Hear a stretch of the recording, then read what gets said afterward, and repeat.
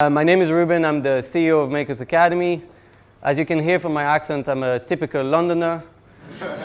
Although actually that might change. I might actually be a typical Londoner after Brexit, so we'll see how that happens for the future.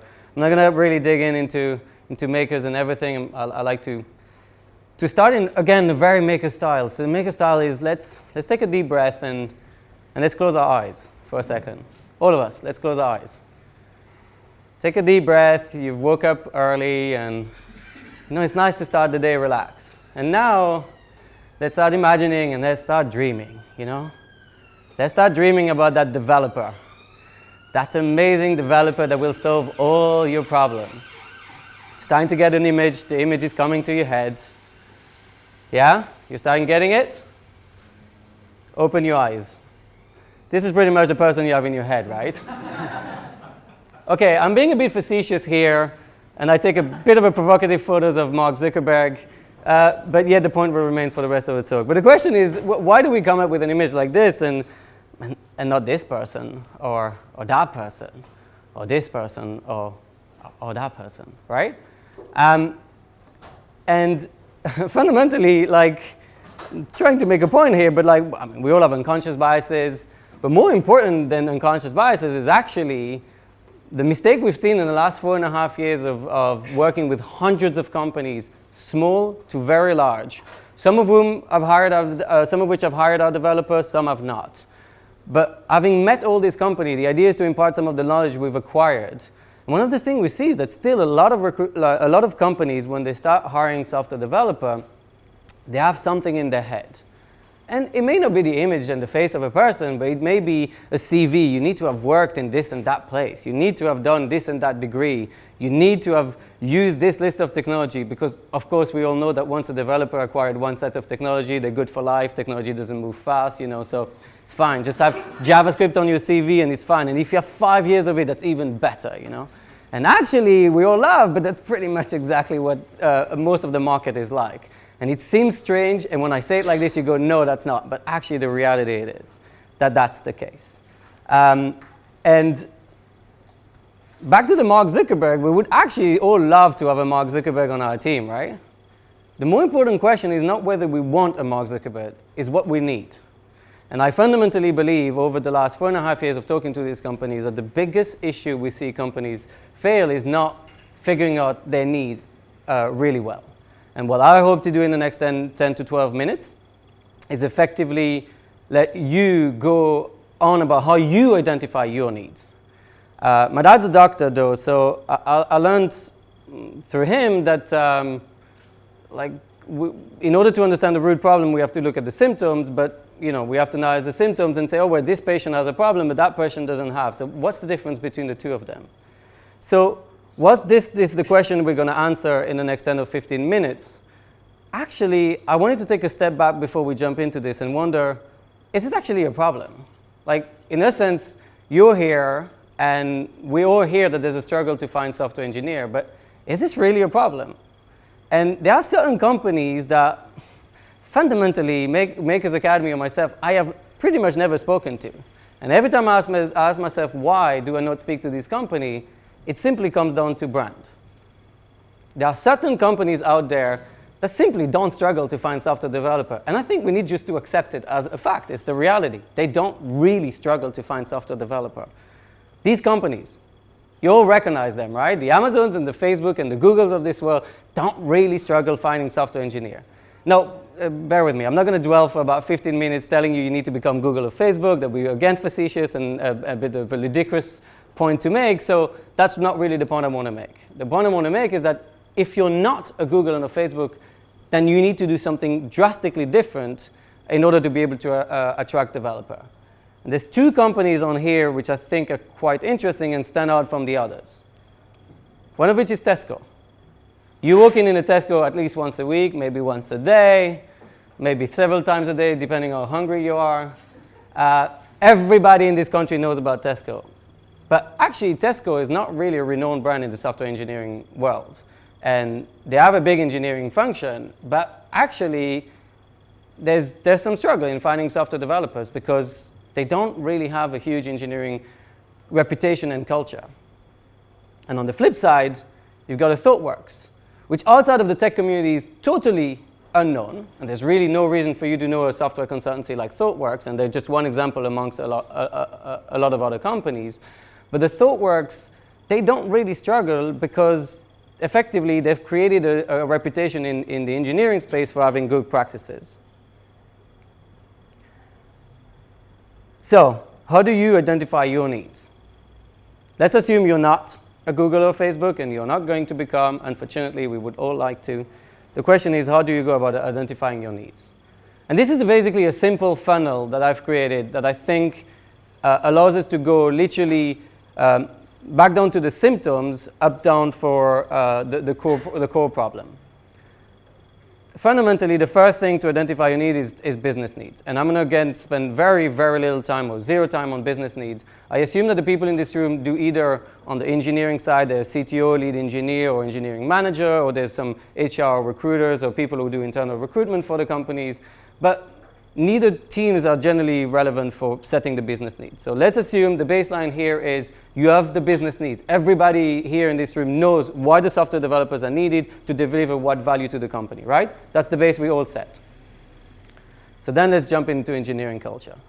And this, honestly, is by far the biggest mistake I see and we see company makes day in, day out. And the companies that struggle the most hiring software developer struggle because of this. Because at no point in the process have they actually spent time defining the engineering culture in order to deliver on the business needs. And when we speak to company and we ask them, you know, what's your engineering culture like? Honestly, the kind of answer we get are, we're agile. Yeah, okay. And we move fast, break things. I'm like, yeah, okay. Used before by Facebook. And there's nothing more than that. And you'll see afterwards that because of this core problem, we realize that there's all of the remaining symptoms happen because of that core problem. And I can't spend here like 5-10 minutes changing your engineering culture or telling you what to do about it. But what I can tell you is that this is the thing that if you had to do one thing at the end of this talk today and come back to the office, is define it. And there are in this room faces that I know and companies that I know which have clear engineering culture. And generally, when we work with them, it's super easy because we know what they stand for. And there are two outstanding questions, in my opinion, that are useful for you to come back to: is what are you optimizing for, and what are you happy to sacrifice? But there's a lot of questions that you can ask yourself.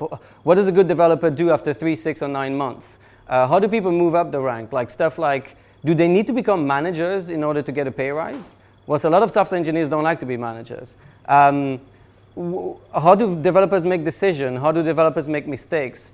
To literally, do they pair? Do they TDD? You know, is quality code the most important thing? Is speed is the most important thing? All of these things are the core questions which, unfortunately, a lot of companies don't define. Now, there's no perfect culture, and the culture has to define your needs. But fundamentally, it's much better to start with something. You put a stake in the ground, you go, let's define it, what we have today. And if it's imperfect, let's move on. But have something today is much better than having nothing. And lacking to do this creates a lot of symptoms that we can see, and I'll just showcase now. So on the attraction piece, this is why most companies write the most boring job descriptions. It's often basically a list of requirements, which is you need to have these technologies and these years of experience and this CV and you need to have a computer science degree or yada, yada, yada.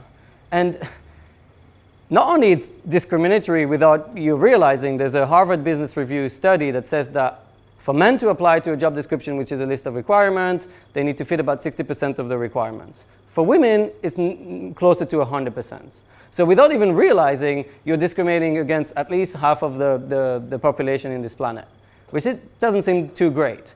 But more important than that, it's just boring. It's just not exciting thing. Because the important part of a job description is to allow people to self-select for the engineering culture you have. And the most important thing, and there's a lot of software engineers in this room, is that the most important thing for an engineer is to keep being in an environment where they feel like they're flourishing and they're learning, so long as they're paid a fair salary, right?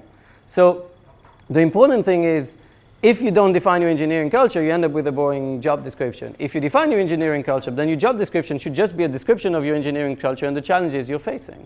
And then let people self-select if they feel like the engineering culture you're describing is the one that they are interested in. And suddenly you're going to get actually the talent that you need, not the talent that you want. The same happens for the community. It's like we see a lot of companies just not being clear where they need to go in order to find the talent they have, because again, they haven't defined the engineering culture. Well, if you define the engineering culture, then suddenly it will start allowing you to simply realize where you need to put your job description, what meetup you need to sponsor or attend, which community you need to go into. And we hired, for example, recently a lead engineer, and we wrote a job description that had literally no mention of technology. We just assumed that the lead engineer would be a good developer. I mean, that's just the base, right? What we described is all the challenges and all the cultural elements of what we needed. And then what we decided is that because our leadership team was fairly male-dominated, that we wanted a much more inclusive workforce. So we went actively not putting our job description on the most common website, but we started by targeting the communities where we thought there would be the lead engineers we could find, like Code First Girls or Women in Tech, et cetera, et cetera. And suddenly we literally targeted the community we needed for the company. And then, same problem with the selection process. If you don't have a clear engineering culture, you end up with technical tests, which, again, I'm making a point, and sometimes it's a bit too much, sometimes I exaggerate, but honestly, we see a lot of companies who do technical tests which are really irrelevant to the engineering culture they have. I'll give you an example. Just last week, we spoke to a software consultancy based in West London, and he described an entire culture which was about learning. It's all about having, like, they have a lot of senior architects and they really want a junior because they want to mentor people. The person will have to change focus quite regularly because it's a consultancy, so they might work on one client today and they might work on another client in 2 weeks. And described all of that. They do meditation, they take a break, they work on charity project, all of these things that they talked about, which we asked as part of trying to work with them. And then we asked about and then we observed the job description. It was pretty much a boring JD with just a list of requirements. It was like, well, why don't you describe what you just told me over the phone? And the same thing for the selection process. It was a timed technical test in Java. It's like, why timed? Like, literally, why are you timing that test? How often do you time your developer for the work they do? Never. Why Java? How is that important? And it's like, are they going to do Java forever, or sometimes they change depending on what the client needs are?